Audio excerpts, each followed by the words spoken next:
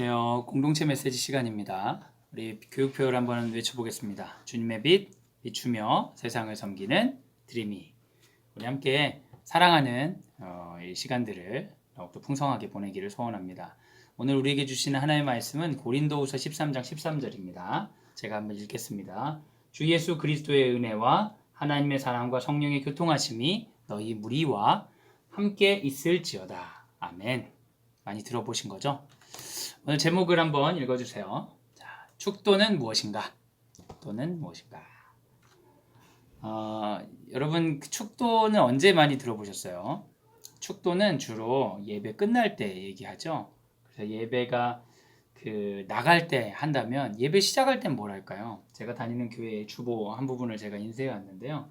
여기 보면 주께로 나아감 하면서 제일 처음에 예배로 부름 있어요. 예배의 부름이 있고 축도는 예배의 끝인 거죠. 그래서 예배는 어떤 특별한 경험입니다. 예배 신학적으로는 그냥 일상적으로 하는 수많은 것들 중에 하나가 아니라 예배는 일상과 분리된 어떠한 곳으로의 부르심에 응답해서 가게 되고 그 축도를 통해 마치고 다시 일상으로 돌아가는 이런 과정이 순서 가운데 있는 것이죠. 그래서 축도의 주요한 임무는 파송하는 것입니다. 세상 가운데 살던 사람들이 예배를 드리고 다시 세상 가운데에 돌아가는 파송의 어떤 성격이 강해요. 임무를 주어 사람을 보내는 일, 축도를 탁 드는 순간 내가 임무가 있구나 생각하고 세상 가운데 나오도록 이렇게 축도를 하는 것이다 라는 거죠. 그래서 축도는 두 가지 정도의 의미가 있다고 얘기할 수 있을 것 같아요. 성도들을 파송하면서 축복하는 기원, 기도일 수 있죠. 하나님, 우리들에게 이러한 힘을 더하여 주시옵소서. 우리가 세상 가운데 할 때 인도하여 주시옵소서. 이런 기도, 이런 기원의 성격이 있을 수 있고요. 또 한 가지는 성도들에게 외치는 복의 선포. 복의 선포라는 건 하나님께서 성도들과 함께 하시고 하나님께서 능력으로 일상 가운데 삶 가운데에 힘을 더하시겠다. 성령으로 동행하겠다라는 이 약속들이 우리 안에 있잖아요. 성경을 통해 그것을 이제 마지막에 선포하는 거죠. 하나님께서 우리에게 이런 복을 주십니다. 이렇게 선포를 딱 듣고 가는 두 가지 성격이 있다고 할 수 있겠습니다. 대표적인 그 성경 구절은요. 고린도후서 13장 13절인데요. 아까 읽었는데 한 번 더 읽으시죠. 주 예수 그리스도의 은혜와 하나님의 사랑과 성령의 교통하심이 너희 무리와 함께 있을지어다. 이것을 이제 새 번역으로 바꾼 거예요. 쉬운 성경으로 보면 이렇게 되어 있습니다. 주 예수 그리스도의 은혜와 하나님의 사랑과 성령의 사귐이 여러분 모두와 함께 하기를 빕니다. 비는 거예요. 이 편지를 쓰고 마치면서 바울 선생님이 편지의 마지막 문구로 우리가 이렇게 만났지요. 편지로 만나게 되었는데 다음에 만날 때까지 만남과 만남 사이에 만날 때까지 삼위일체 하나님, 성부, 성자, 성령 하나님께서 여러분의 삶을 인도하시고 함께 하시기를 기도합니다. 라는 이런 기원이 이 안에 있는 것이죠.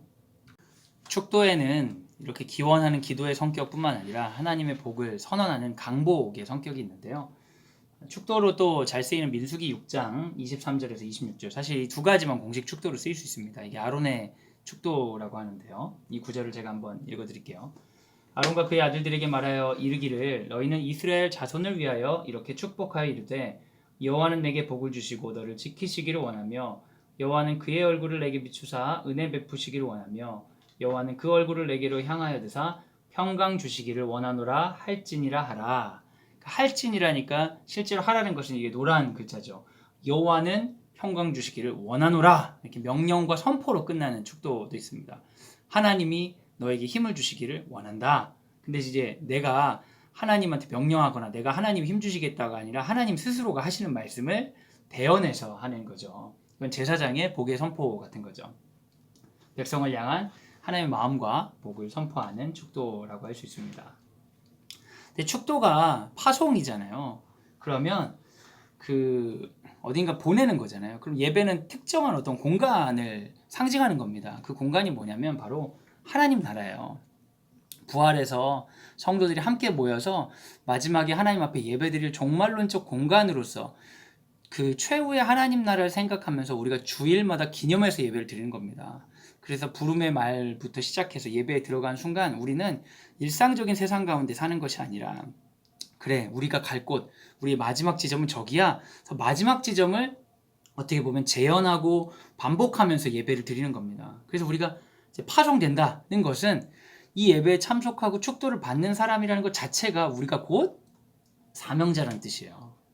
우리에게 미션이 있는 거예요. 어떤 미션이요? 하나님 나라의 미션이 있는 것이죠. 그래서 여러분 축도를 들을 때 그냥 여기에 뭐 복이 흘러나오고 뭐 이러는 게 아니라 내가 원래 일상적인 삶을 살다가 예배라는 특정한 공간에 갔다가 나가는 것이 하나님 나라의 사람이라는 걸 기억하기 위해서 하나님 나라를 재현하고 그곳으로부터 말씀을 듣고 그것으로부터 찬양을 하고 하나님과 소통하고 나서 파송받는구나. 난 사명자구나. 이 예배를 통해 나아가는 나머지 일주일 가운데 이 기간은 하나님의 사명을 아직은 이루어지지 않은 하나님 나라를 기대하면서 사용하는 사명자구나라는 것을 기억하셔야 된다는 것이죠. 그리고 또 한 가지는 교회는 하늘 공동체의 성격이 있다는 것이에요. 교회는 그냥 모임 언제든지 모일 수 있는 그런 어떤 그 뭐라고 할까요? 사교 모임? 전혀 그런 게 아니라 이것은 하늘 공동체가 되어야 되는 것이구나. 그럼 이건 거꾸로 어떻게 돼요? 교회가 하늘 공동체고 우리가 사명자면 우리의 일상은 바로 뭡니까? 우리의 일상은 교회와 하나님 나라를 만드는 사명의 자리라는 것이죠. 우리 일상이 곧 하나님 나라 담도록 우리가 사용받는 것입니다. 우리 일상이 하나님 나라의 교회가 되도록 우리가 사용받는 자리인 것이에요. 그러니까 축도를 우리가 받는 순간 우리가 이 서 있는 자리가 어딘지를 알게 되고 그러면 우리가 항상 경험하던 일상이 새롭게 일어나는 것이죠. 그래서 우리 축도의 순간 우리는 이런 마음으로 참여하면 좋습니다. 말씀을 듣고 찬송을 하고 이런 하나님과의 관계를 통해 우리가 어떻게 살아야 될지 어떤 지령, 미션을 듣는다면 말씀을 통해 살아갈 것을 다짐하면서 아멘으로 결단하는 겁니다. 축도를 딱 할 때 그렇습니다. 아멘. 그 말씀대로 제가 남은 시간 동안 아직 하나님 나라로 가지 않았지만 일상 가운데 살아가겠습니다. 이렇게 다짐하는 거죠. 그리고 하나님께서 동행하심을 확신하며 용기 있게 세상으로 출발하는 시간입니다. 용기를 가지고 내가 이런 종말론적인 예배를 진짜 하나님 앞에서 드릴 때까지 이 길을 가야 될 터인데 오늘도 내게 말씀을 주시고 오늘 내게 예배 가운데 이렇게 은혜를 주시니 감사합니다. 주님, 제가 용기를 가지고 세상 가운데 나아가겠습니다. 그래서 축도의 그 순간을 여러분이 잘 기도하면서 참여하면 예배와 세상과의 이제 경계를 느낄 수 있고 그 경계는 신학적으로 우리가 어떤 사람인지 정체성을 세워주고 우리가 어떻게 살아야 되는지 삶에 대한 구체적인 어떤 미션을 우리에게 살아나게 한다는 것을 기억하시기 바랍니다. 하나님은 우리와 동행하시고 우리를 통해 하나님 나라를 만드시길 원합니다. 예배로 하나님 부르실 때에 은혜의 자리를 참석하시지만 예배에서 나올 때 그냥 내가 하던 일상적인 거 한다는 마음이 아니라 나는 주님의 일을 하겠습니다. 이런 결단과 뜨거운 각오로 주님께서 기뻐하시는 하나님 나라 일에 참여하는 우리가 되기를 예수님의 이름으로 소원합니다. 안녕.